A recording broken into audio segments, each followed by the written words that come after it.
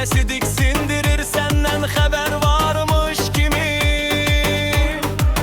Divarda kölgen kalıp hele elim gedir boş yerine. Gözüm yol çekir her akşam adın deyir yüreğime. Bir söz desen dönerem ben, bir iz koysan gelerem yine. Bu şehir sensiz ağırdı, nefesim de sensiz ince. Neyleyim ben, neyleyim ben sensiz?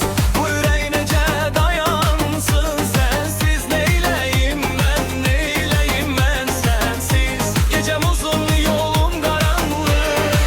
Neyleyim ben, neyleyim ben sensiz? Adım düşür her dua yerine.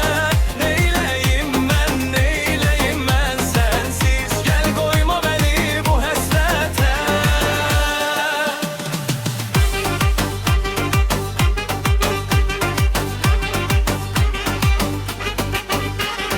Senin fincanı refte kalıp, soyuyup çay kalıp tadı pencereden esen külek, sen gelirsen sandım azı. Dedin ahı tez qaydaram indi, o söz mənə yüktür. Her günüm eyni su aldı, sensiz bu ev nece dövür.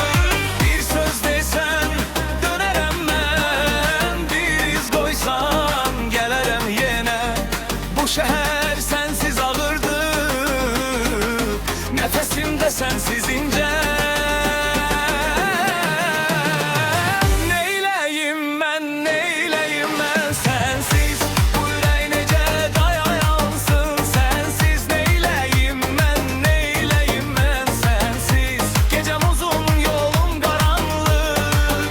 Neyleyim ben, neyleyim ben sensiz? Adın düşür her dua yerine. Neyleyim ben, neyleyim ben sensiz? Gel koyma beni bu hasrete.